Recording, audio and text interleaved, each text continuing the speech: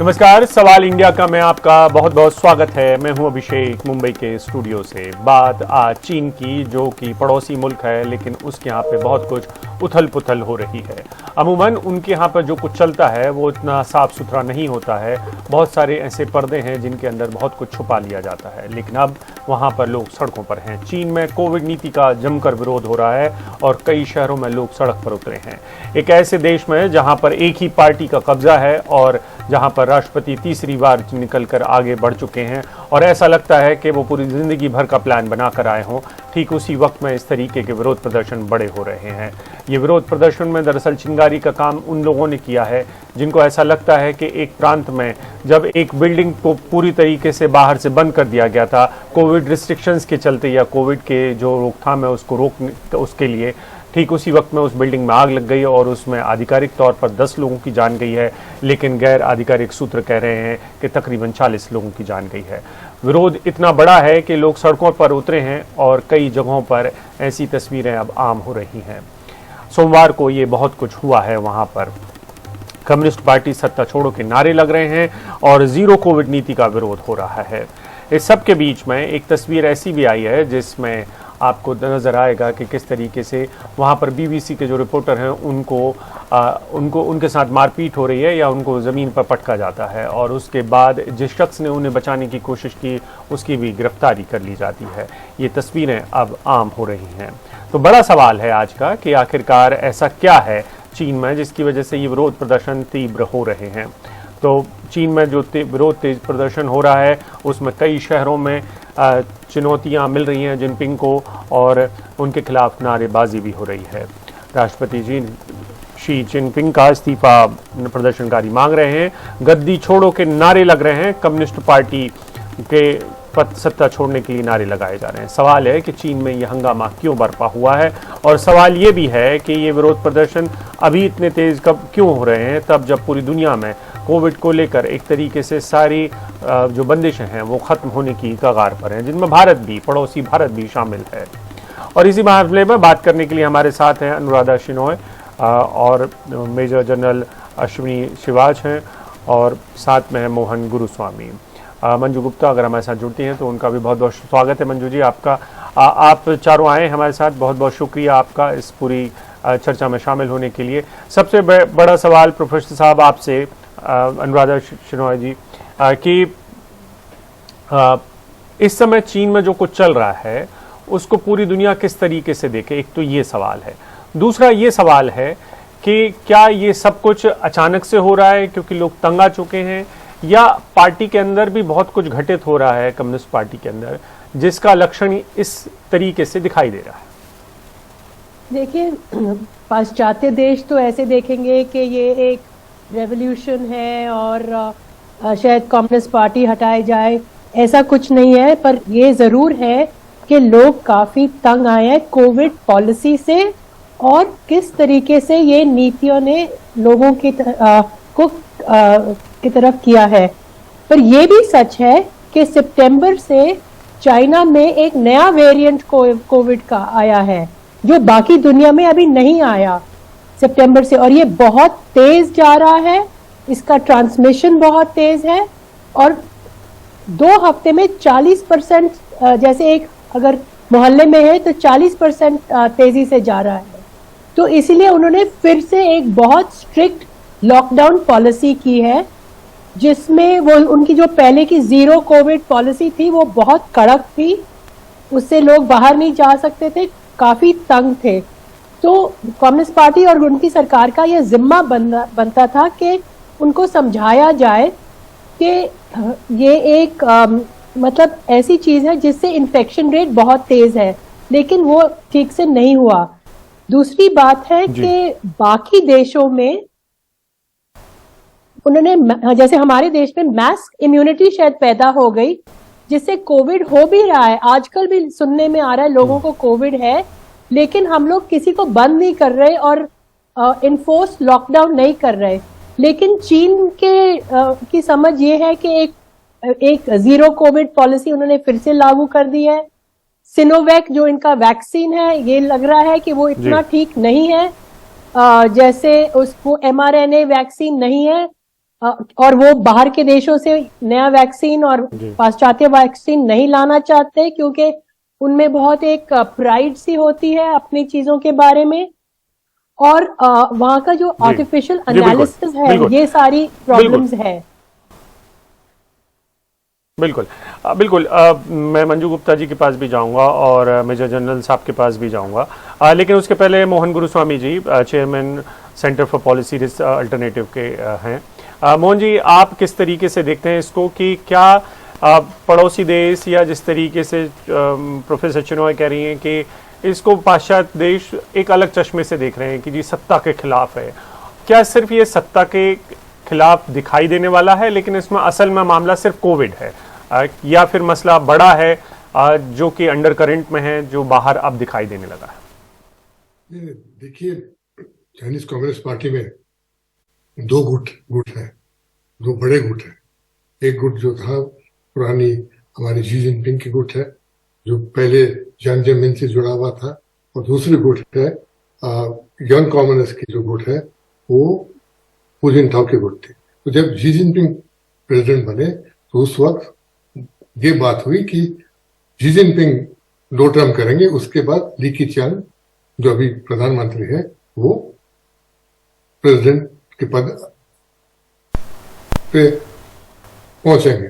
वो ली कीचांग हू जिनटाओ के गुट के हैं। अब देखें आप पीपल्स कांग्रेस में जिस तरह हू जिनटाओ को निकाल के बाहर फेंका, क्योंकि हू जिनटाओ सवाल उठाना चाह रहे थे कि उस बात के क्या होगी कि आपने पूरा स्टैंडिंग कमेटी को चेंज कर रहे हैं, आपके लोग रख रहे हैं, हमारे गुट के कोई लोग नहीं है। उसके पहले कांग्रेस के पहले शंघाई में गड़बड़ हुआ और बीजिंग में बड़े फ्लाईओवर पे, सबसे बड़ा फ्लाईओवर बीजिंग में, उस पर पोस्टर भी लगाया गया, बैनर भी लगाया गया कि शी जिनपिंग को निकालो। तो ये लड़ाई तो जारी है और हर बड़े पार्टी में लड़ाई होती है। ऐसे नहीं है कि सब एकजुट मिलकर लाल झंडा हिला रहे हैं और सुप्रीम लीडर के पीछे भाग। तो फैक्शंस है और फैक्शन में लड़ाई है। और ये कोविड का जो उन्होंने लॉकडाउन किया, ये कोविड पॉलिसी जो है शी जिनपिंग की, आप याद होगा 13 महीना ये बाहर नहीं निकले, अपने जोंगनानाई के मकान से बाहर नहीं निकले, क्योंकि इनको कोविड के बारे में एक बड़ा चिंता लग गया। सारा लॉकडाउन कि कम्युनिस्ट पार्टी जिस तरह करती है कि इसको क्रश कर देंगे कोविड को, बिल्कुल नहीं हो सकता। तो आम आदमी को काम पे जाना पड़ता है, जिस तरह हम देखें। बिल्कुल। तो वो प्रोटेस्ट भी आए हैं। बिल्कुल, वहां पे जिस तरीके से बड़ी फैक्ट्रियों में आईफोन फैक्ट्री, बिल्कुल जिस तरीके से बड़ी आईफोन फैक्ट्री में जांगजाओ में जी बहुत बड़ा लड़ाई हुआ वर्कर्स और पुलिस के बीच में, फैक्ट्री के अंदर। तो ये कुछ सिचुएशन थोड़ा बाहर जा रहे हैं। उरुमची में जो फायर हुआ, ऐसा दिखता है कि उइगर क्वार्टर में हुआ। तो ये लड़ाई अभी खत्म होने वाली नहीं। आज जो है 8 सिटीज में प्रदर्शन हुए। ठीक है।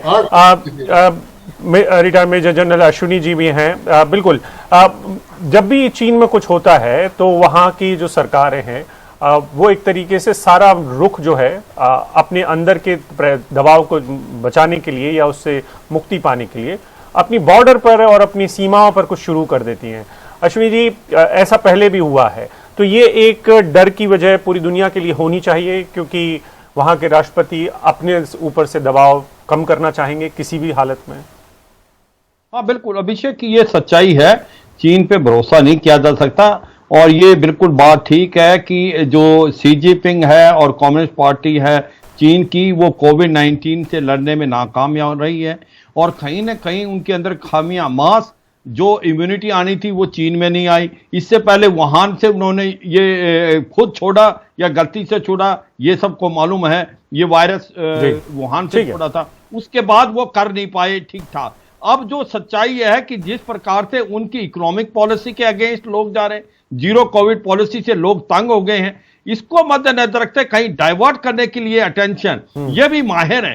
कहीं ऐसा तो नहीं कि कुछ न कुछ तनाव पैदा कर दें, जो कि लद्दाख से लेकर अरुणाचल प्रदेश, वो हमें मालूम है। आपको पता होना चाहिए 2020 के अंदर जब आए, उस समय भी कहीं ना कहीं अपनी अटेंशन डाइवर्ट करना चाहते थे अपनी पब्लिक की, अपनी नाकामियों की।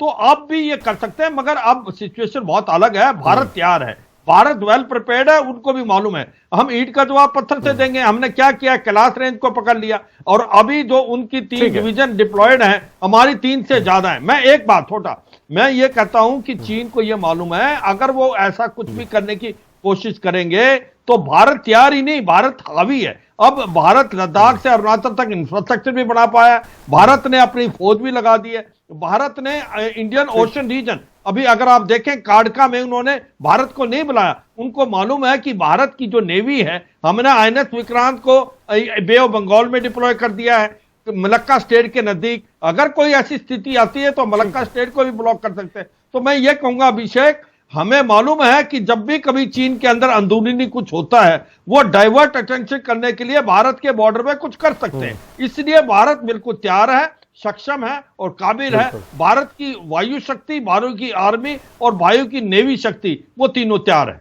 ठीक है, ठीक है, ठीक है, ठीक है। मंजू जी, आप डिप्लोमेट रही हैं, वहाँ की स्थितियों को क्या सिर्फ हम इस तरीके से देख सकते हैं कि कोविड की नीतियों से लोग परेशान हो गए? हिंदुस्तान में भी लोग परेशान हो गए थे, हिंदुस्तान में भी लोग सड़कों पर आने लगे थे, मना कर रहे थे, और हमने बहुत सारे लोगों की जान भी गंवाई है इसमें। तो लेकिन उस मुकाबले में शायद चीन ने ठीक किया हो, क्योंकि आंकड़े तो उनके बारे में कभी पता चलता नहीं है कि असल में आंकड़ा कितना है और क्या है। लेकिन इसको भारत डिप्लोमेटिक तरीके से, या जिसकी तरफ प्रोफेसर चिनॉय इशारा कर रही थी कि पश्चिम अपने चश्मे से देख रहा है, बीबीसी के जो रिपोर्टर हैं वो इसको एक अलग तरीके से दिखाने की कोशिश कर रहे हैं, पूरे पश्चिम की दुनिया के लोग भी। आप लोग या भारत के लोग, हम भारत के लोग और डिप्लोमेट किस तरीके से देखते हैं? बिल्कुल, ये थोड़ा तो एंगल होता है पश्चिमी प्रेस का, पश्चिमी वर्ल्ड का, कि उसको थोड़ा बढ़ा के दिया जाए कि यहाँ पे क्या हो रहा है। लेकिन फैक्ट तो यही है अभिषेक जी कि वहां पे प्रोटेस्ट हो रहे हैं और उन्होंने उस पर सेंसर करने की भी कोशिश की जा रही है चीन में, क्योंकि वो दिखाना चाहते हैं कि सब नॉर्मल है। और जो इनकी जो कोविड-19 पॉलिसी है, मुझे लगता है कि ये जो जीरो कोविड है, ये थोड़ा सा I think living with Covid वाला अप्रोच ना करके इन्होंने उसको सप्रेस करने की कोशिश की। और बहुत लोगों को कहा जा रहा है कि सिम्टम्स भी नहीं है, तब भी उनको लॉकडाउन में डाल दिया। तो हम जो देखते हैं, हम अपना एक्सपीरियंस, इंडिया का एक्सपीरियंस और वर्ल्ड का एक्सपीरियंस जो है, हमें बताता है कि you have to live with COVID. COVID कहीं जाने वाला नहीं है। एट द सेम टाइम ये जो हमारा बिल्कुल नेबरिंग कंट्री है, और हमें कोई वहां पे प्रोटेस्ट होंगे या कोई एक्शन लिया जाए और हमारे ऊपर, जैसे जनरल साहब ने कहा, हमारी तरफ उनकी एक्टिविटी बढ़ जाएगी, तो हमारे लिए तो ये नॉट अ गुड साइन और डेंजर का साइन है। एंड हमें बिल्कुल चौकन्ना रहना पड़ेगा कि वो अटेंशन डाइवर्ट करने के लिए इंटरनल जो प्रोटेस्ट चल रही हैं उससे इधर कोई तरफ हमारी तरफ ना रुख। बिल्कुल। हाँ। And also one last point that they उनको दो सवाल है जी जी बिल्कुल से समझिए। प्रोफेसर चिनॉय, मैं आपसे समझने की कोशिश कर रहा हूँ कि जी बोलिए मंजू जी, फिर मैं चिनॉय प्रोफेसर चिनॉय। नहीं, जस्ट वन स्मॉल पॉइंट कि मेरा जो फैमिली नेम है वो थोड़ा गलत लिख दिया इन्होंने, Manju Seth not Manju Gupta, sorry by mistake, I think, just wanted to correct. Oh, so मैं माफी चाहता हूँ, माफी चाहता हूँ, बिल्कुल माफी चाहता हूँ, हम तुरंत ठीक करते हैं इसको। हाँ, प्रोफेसर चिनॉय, क्या हम बहुत ज्यादा पढ़ रहे हैं जो प्रोटेस्ट चल रहे हैं, या ये एक टर्निंग पॉइंट होता है एक देश के इतिहास में, कोई एक ट्रिगर आ जाता है और जो कि एक आग लग गई एक इमारत में जिसमें लोग जिंदा जल गए क्योंकि बाहर से दरवाजे बंद थे? बहुत सारे देशों, मुल्कों के इतिहास में ऐसी घटनाएं हुई हैं और वहां से फिर एक डाउनफॉल शुरू होता है। क्या एक वो टर्निंग पॉइंट है या हम बहुत ज्यादा देख रहे हैं इसको? देखा है टाइनमैन स्क्वायर के बाद ये पहले बारी है जब लोग इतने भारी रूप से सड़कों पे आ चुके हैं। तो ये एक लोग कुछ कह रहे हैं अपने रिजीम को कि ये इस तरीके की सख्ती आप नहीं कर सकते। तो कम्युनिस्ट पार्टी को जरूर ये देखना होगा, नहीं तो ये एक फर्स्ट स्टेप है डाउनफॉल पे। अगर वो लोग समझ जाएं, लोगों की बात समझें और इस पे रिस्पॉन्ड करें, उनको समझें और इस चीज पे बाम लगाए कि देखिए हमारे से ये गलती हो गई है और ये लोकलाइज लॉकडाउन जरूर हो सकता है, पर ये नहीं कि किसी को बिल्डिंग से नहीं आ सकते और इमरजेंसी सर्विसेज ठीक है, चाइना में बहुत उन्नति हुई है, बहुत डेवलपमेंट हुई है, और ये 2 साल सारे देशों के लिए भारी थे, और भारत में और अमेरिका में हजारों की मौतें हुई थी, और सबको पता था। चीन की आदत है वो दबा देते हैं, पर अगर अब इस चीज को अपने लोगों से दबाएं तो फिर ये प्रॉब्लमैटिक होगा जरूर। और चीन के लोगों को ऐसे बाहर आना, जहां एक बहुत काफी रिप्रेसिव अथॉरिटेरियन रिजीम है, वो एक बहुत बड़ी बात है। और ये सिर्फ मैस की तरह से 10 लोगों की डेमोन्स्ट्रेशन नहीं हो सकती, वहां हजारों की संख्या से डेमोन्स्ट्रेशन हो तो ये होता है। और कम्युनिस्ट पार्टी को जरूर ये देखना होगा, नहीं तो उनके लिए अच्छे दिन नहीं आएंगे। बिल्कुल बिल्कुल, पड़ोस में अगर उथल पुथल ज्यादा होती है तो इसका असर हम पर जरूर होता है, वो किसी भी तरीके से हो सकता है। मोहन गुरुस्वामी जी, आप अगर हमें समझा पाए हमारे दर्शकों को कि पड़ोस में अगर इस किस्म की उथल पुथल बढ़ जाती है, और ये एक अगर टर्निंग पॉइंट की जगह ये एक मामला बढ़ जाता है, क्योंकि उनके आर्थिक हालात भी हमारे को जो पता चल रहा है कि उतने अच्छे बेहतर तरीके से नहीं है, उनकी तरक्की उतनी तेज नहीं है अभी, और कोविड की भी मार उस तरीके से है, और जीरो कोविड पॉलिसी के भी जो दुष्परिणाम है उनको भुगतना पड़ रहा है। चीन में भी इतना आसान नहीं है कि एकदम कोई डायरेक्शन चेंज करे उसे और भारत पे कुछ सीमा पे कुछ करे। चाइनीज पीएलए भी उनके साथ होना चाहिए। ठीक है। और मिलिट्री कमीशन में भी कुछ विवाद है, जो शी जिनपिंग जो है सेंट्रल मिलिट्री कमीशन के चेयरमैन है, और उनके 2 नए डिप्यूटी भी आए।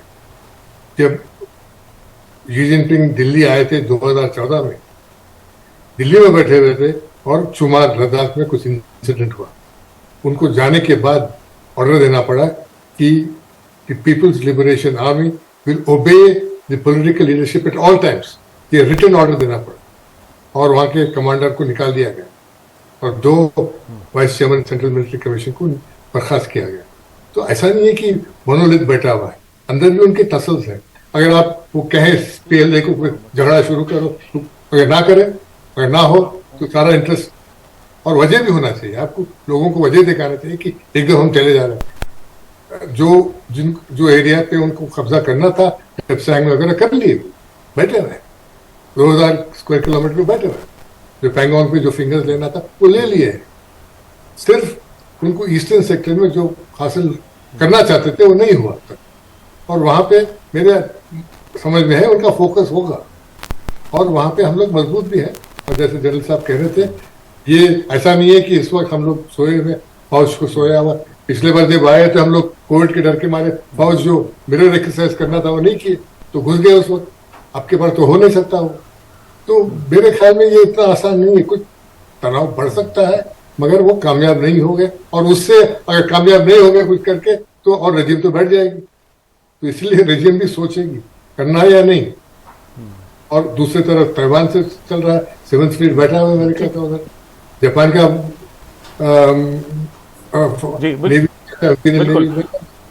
तो इतना आसान नहीं है। मगर ये और दोबारा रिपीट करना चाह रहा हूँ, ये जो गुस्सा जो है शी जिनपिंग के खिलाफ है, फोकस्ड है, वो नहीं कम्युनिस्ट पार्टी के खिलाफ नहीं है अब तक, वो शी जिनपिंग को निकालने के लिए। वो जनता भी जो है, जो पब्लिक जो निकली हुई, वो भी कह रहे कि शी जिनपिंग गो बैक। तो उस पर फोकस्ड अटैक है। तो इंटर पार्टी बड़ा तो बिल्कुल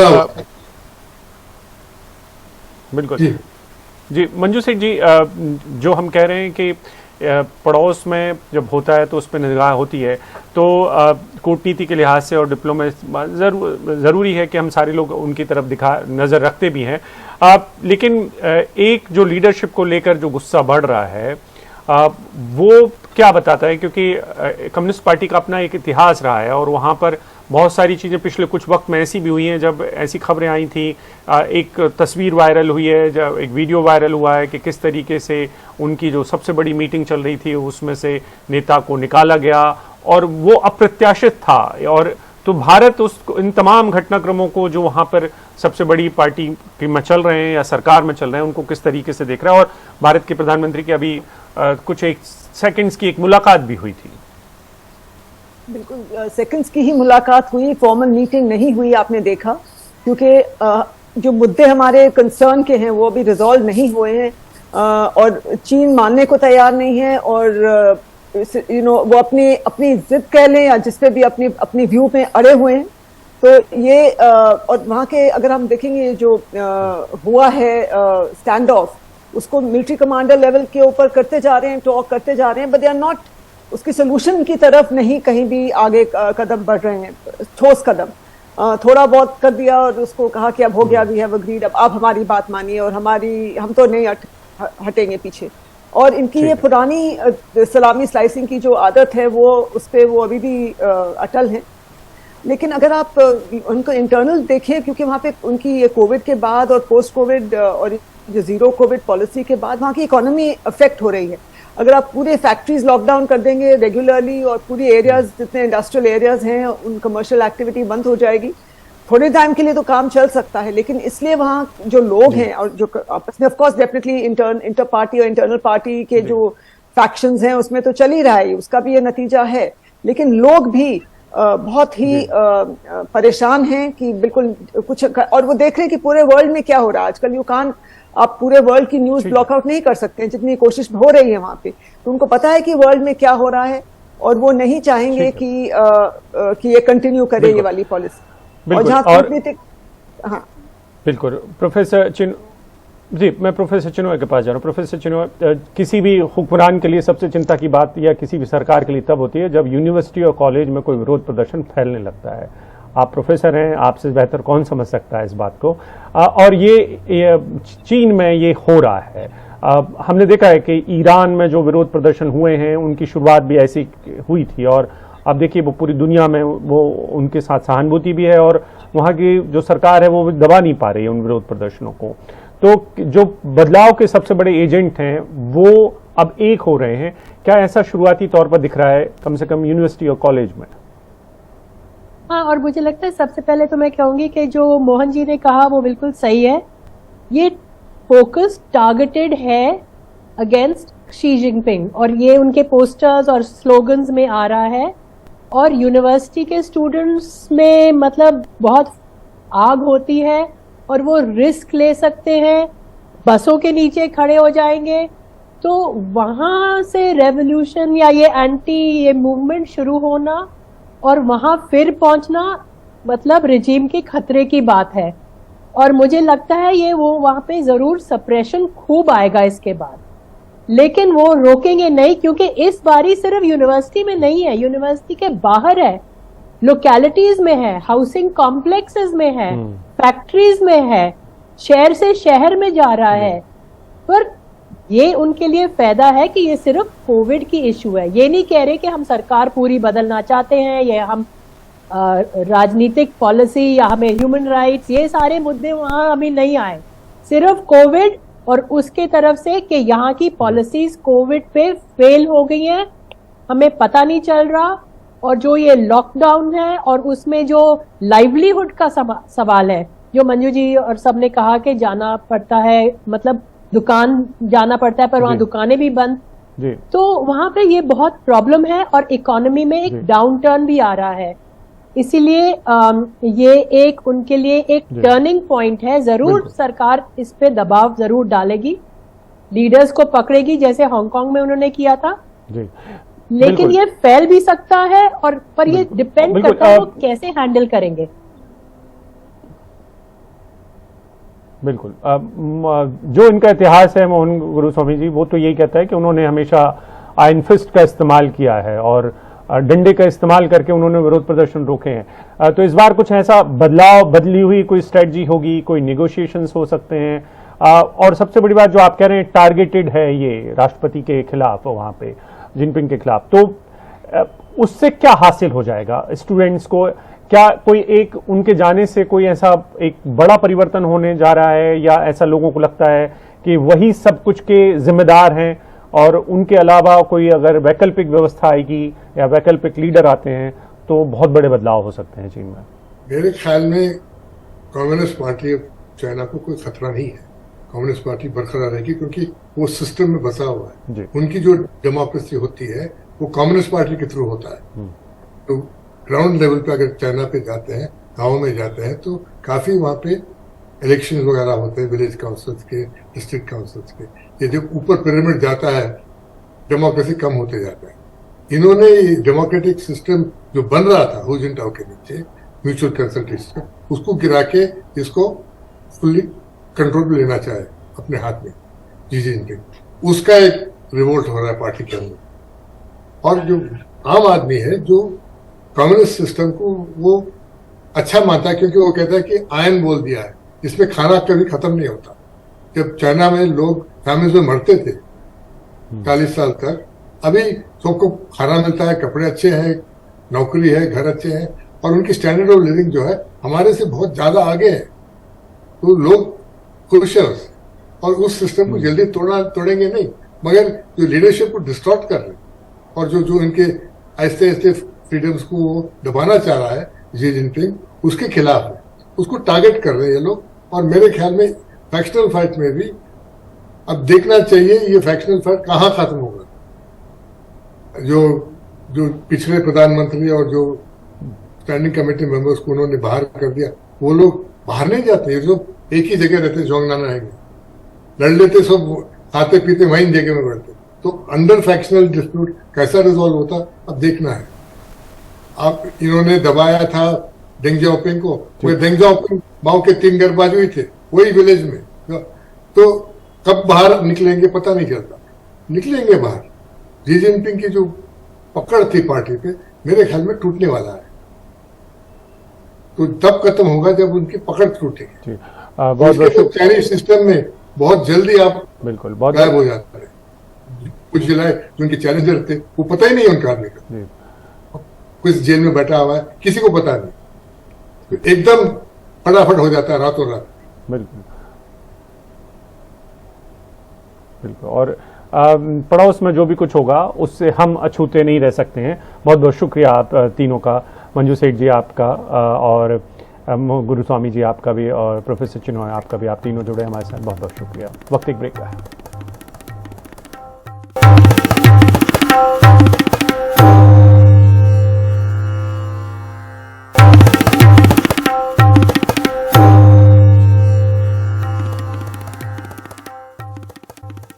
महाराष्ट्र के गवर्नर भगत सिंह कोश्यारी ने कुछ दिनों पहले यहाँ के छत्रपति शिवाजी महाराज पर एक टिप्पणी की थी, जिसके बाद लगातार सियासी बवाल बना हुआ था। इस सियासी बवाल के बीच में अब गवर्नर ने ये कहा है कि वो अपने पद से जानना चाहते हैं। पद छोड़ने की गवर्नर ने इच्छा जताई है।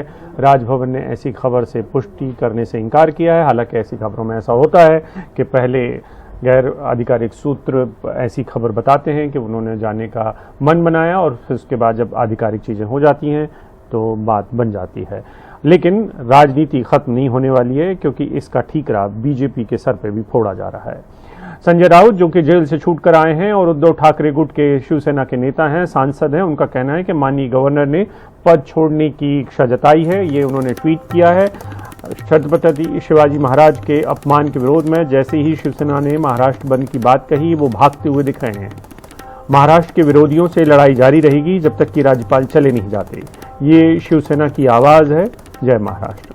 आदित्य ठाकरे जो कि उद्धव ठाकरे के बेटे हैं और इस पार्टी के दूसरे नंबर के सबसे बड़े नेता हैं, उनका कहना है कि लगातार राज्य का अपमान, उनके आदर्शों का, समाज सुधारकों का और दो टूक तौर पर सियासी होना वर्तमान राज्यपाल की एक और उपलब्धि है।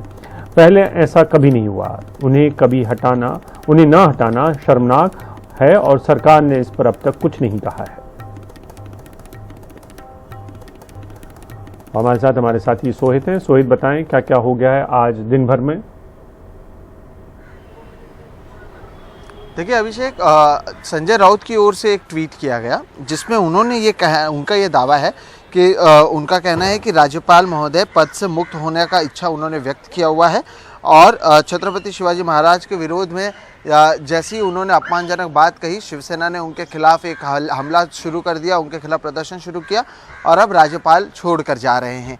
ये संजय राउत का ट्वीट है। जबकि मैंने जब महाराष्ट्र के गवर्नर ऑफिस में फ़ोन किया और उनसे बातचीत की है, उन्होंने इसे सिरे से नकारा है और जो मेरे भी सूत्र हैं वो फ़िलहाल कह रहे हैं कि ऐसी कोई भी चीज़ नहीं है। ये पहली बार नहीं है जब राज्यपाल को लेकर इस तरह की बातें आई हैं। उत्तराखंड में जब चुनाव होने वाले तो उससे पहले भी ऐसा कहा जा रहा था कि राज्यपाल उत्तराखंड जाना चाहते हैं, वहीं से वो आते हैं और उस चुनाव में भी वो काफ़ी दिलचस्पी रखते थे। तो ऐसी खबरें आती रही हैं, लेकिन फिलहाल जो मामला चल रहा है, राज्यपाल हर तरफ से घिरे हुए हैं। शिवसेना की ओर से, जो शिवसेना उद्धव ठाकरे गुट है, उनकी ओर से राज्य में अलग अलग जगहों पर प्रदर्शन हुआ, एनसीपी ने प्रदर्शन किया। इस बीच छत्रपति शिवाजी महाराज के जो वंशज हैं, दोनों उदयनराजे भोसले और संभाजी भोसले, दोनों की ओर से भी इसका विरोध किया गया। और अब कटघरे में है बीजेपी और एकनाथ शिंदे की गुट, क्योंकि जो सावरकर के मुद्दे पर वो लगातार हमलावर रहे थे, कांग्रेस के साथ साथ उद्धव ठाकरे पर सवाल उठा रहे थे, क्योंकि छत्रपति शिवाजी महाराज पर ये बोला गया है और राज्यपाल की ओर से ये बयान आए हैं। ऐसे में उनसे सवाल पूछा जा रहा है कि आप इसका विरोध क्यों नहीं कर रहे हैं। देखिए, विपक्ष की ओर से राज्यपाल को लेकर विपक्ष के कई शिकायतें रही हैं, राज्यपाल एक तरफा रहे हैं, ऐसा भी विपक्ष लगातार मानता रहा है। ऐसे में विपक्ष भी मौका ढूंढ रहा था कि राज्यपाल के खिलाफ कहाँ पर वो कार्रवाई कर सके। सावरकर के मुद्दे पर वो बैकफुट पर थे, तो वहीं छत्रपति शिवाजी महाराज, जिसे महाराष्ट्र का आराध्य देवता माना जाता है, उन पर जो बयान दिया गया उसे लेकर अब कई जगहों पर रणनीति बन रही है। उस दिन संजय राउत और शरद पवार के बीच में बैठक हुई, अलग अलग पार्टियों से मुलाकात हो रही है। आज उदयनराजे भोसले ने पुणे में कहा कि 3 तारीख को वो प्रदर्शन करेंगे अलग अलग जगहों पर, वो छत्रपति शिवाजी महाराज के वंशज हैं। तो इस तरह से सभी तरफ से राज्यपाल को घेरने की कोशिश शुरू है। तो वहीं दूसरी ओर बीजेपी हो, उसमें देवेंद्र फडणवीस की बात कर लें, अमृता फडणवीस की बात कर लें, उन्होंने एक कोशिश जरूर की थी राज्यपाल को डिफेंड करने की, लेकिन उसके बाद उनकी ओर से भी ज्यादा कुछ कहा नहीं गया। ऐसे में जब तक कुछ भी औपचारिक तौर पर नहीं हो जाता, तब तक देखना अहम होगा कि राज्यपाल क्या वाकई जाना चाहते हैं या फिर ये जो दावा है वो संजय राउत, शिवसेना और उनके खेमे के लोग कर रहे हैं। बिल्कुल, महाराष्ट्र की सियासत में शिवाजी महाराज का अपमान या उनके बारे में कोई भी टीका टिप्पणी यहाँ पर तमाम विरोधियों को भी एक कर सकती है और जो सत्ता में बैठे लोग हैं उनको बहुत ज़्यादा बेचैन कर सकती है। नेता की ज़बान उसकी कुर्सी की लागत पर भी हो सकती है। और आगे बढ़ते हैं, बात मणिपाल यूनिवर्सिटी की करते हैं, जहां पर कर्नाटक के उडुपी में मणिपाल यूनिवर्सिटी में एक छात्र ने अपने ही प्रोफेसर की क्लास लगा दी। दरअसल टीचर जो हैं वो मुसलमानों को आतंकवादी कह के बात करने की कोशिश कर रहे थे, जिस पर क्लास में टीचर की क्लास लग गई। गंभीर आपत्ति जताई छात्र ने और उसने पूछा कि आप ऐसा कैसे कह सकते हैं। शिक्षक ने अपनी तरफ से दलील देने की कोशिश की, लेकिन छात्र ने गंभीरता से इस मुद्दे को उठाया। ये मामला शुक्रवार का है। जब मुद्दा उठाया तो लड़का शालीन था, इस बारे में भी कोई शक नहीं है। टीचर को सस्पेंड कर दिया गया है। हमारे साथी निहाल किदवई हैं। निहाल, टीचर की क्लास लग गई और छात्र ने लगाई, और अब ऐसा भी कहा जा रहा है कि मामला खत्म हो चुका है क्योंकि टीचर को सस्पेंड किया जा चुका है। देखिए, मणिपाल यूनिवर्सिटी की अपनी एक लेगेसी है और वहां इस तरह के मामले कभी भी सामने नहीं आए, और इससे मणिपाल विश्वविद्यालय का जो प्रशासन है वो बहुत ही दुखी है। जो ये पूरा मामला हुआ वो 26/11 यानी जो मुंबई में आतंकवादी हमला हुआ था उसको लेकर के चर्चा हो रही थी क्लास में। ये जो क्लासरूम आपको दिख रहा है अपने स्क्रीन पे, और यहाँ पर ये छात्र इससे जुड़ा हुआ कोई सवाल पूछना चाह रहा था, जो कि इंजीनियरिंग का छात्र है, मास्टर डिग्री का।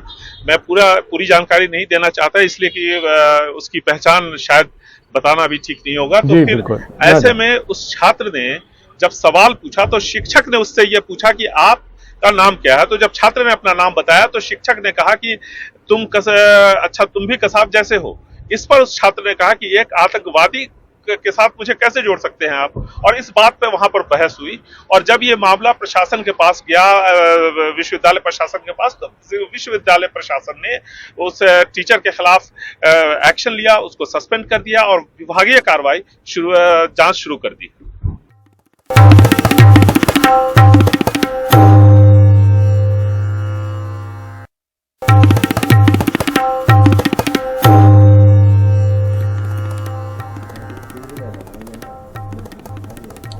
समाजवादी पार्टी के संस्थापक मुलायम सिंह यादव के निधन के बाद उनकी मैनपुरी सीट खाली हो गई, जिस पर अब अखिलेश यादव की पत्नी डिंपल यादव चुनाव लड़ रही हैं और अखिलेश यादव प्रचार कर रहे हैं। उनसे बात की हमारे साथी आलोक ने।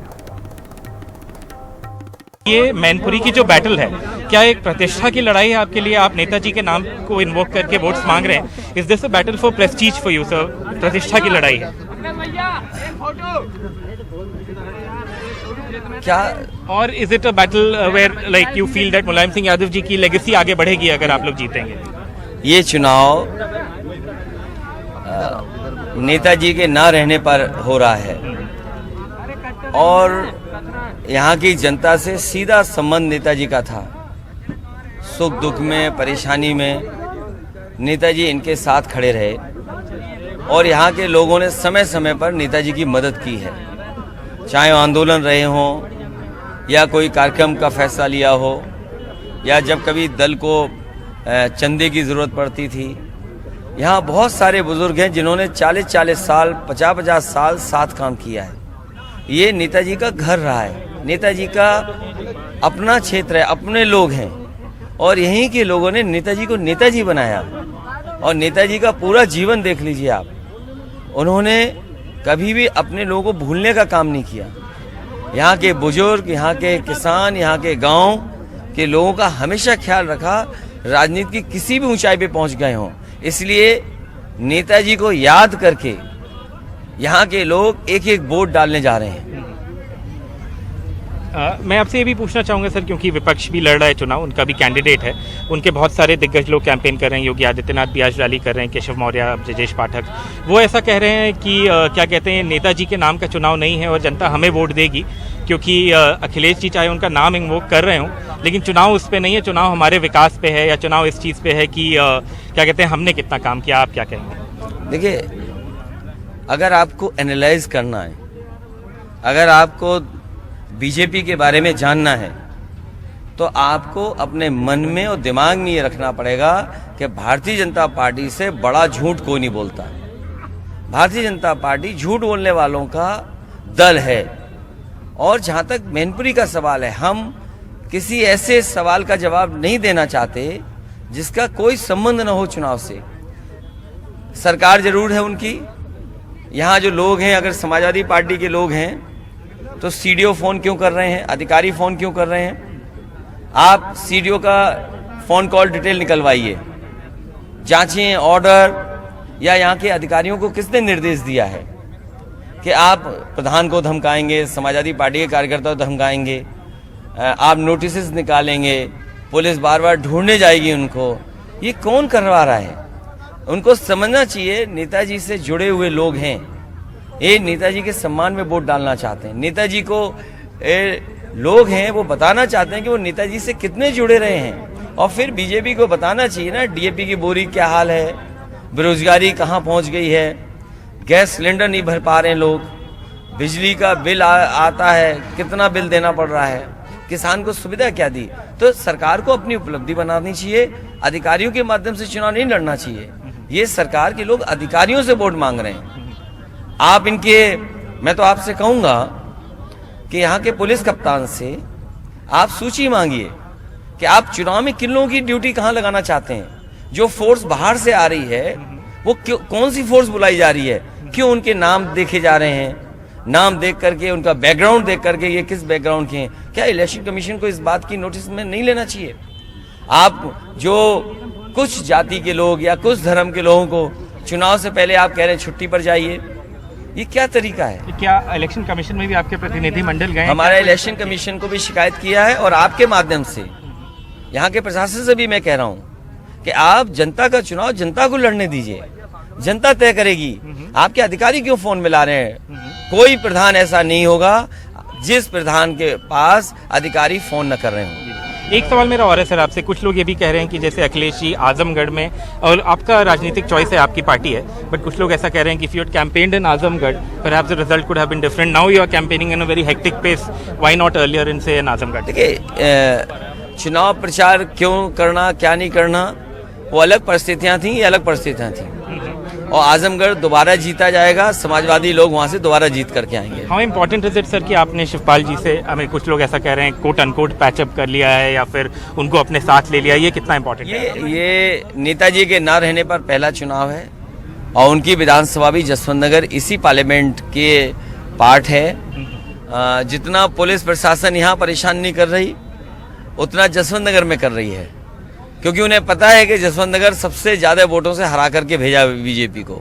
इसीलिए वहाँ के प्रधान, वहाँ के एसओ को हटाना, वहाँ के अधिकारी लगे हुए हैं कि किसको कैसे नोटिस दिया जाए, किस पे क्या दबाव जना जाए। बट नेताजी नहीं रहे, एक चुनाव लोकसभा हो रहा है, पूरी सरकार लगी है इसी काम में, झूठ बोलने में और अधिकारियों के माध्यम से दबाव बनाने के लिए। ये चुनाव जनता का है, ये चुनाव अधिकारियों का नहीं है। जी, एक आखिरी सवाल सर, एक बस आखिरी सवाल। बीजेपी ऐसा भी कह रही है कि एक परिवारवाद का आरोप आपके ऊपर लगा रही है, saying that you have again given ticket to somebody. Lok Sabha MP हैं डिम्पल जी, फॉर्मर, बट फिर भी ये कह रही है कि परिवारवाद का आरोप लगा रही है। देखिए बीजेपी क्या कह रही है, बीजेपी का परिवार कितना बड़ा है। जो मुख्यमंत्री जी हैं आज, अगर इनके मामा उस स्थान पे नहीं होते तो आज मुख्यमंत्री नहीं होते। बीजेपी में कितने लोग हैं जो अपने परिवार के लोग हैं? क्या आपने सवाल कभी उठाया बीजेपी के जो बड़े बड़े नेता हैं उनके परिवार के सदस्यों के बारे में कभी प्रचार हुआ है? क्या उनके दल में कितने परिवार के लोग चुनाव लड़ रहे हैं, कितने लोगों को टिकट मिलती है, कौन किस स्थान पर है, बड़ी बड़ी संस्थाओं पर है? तो बीजेपी कम से कम अपने परिवार के बारे में बड़ा बताए।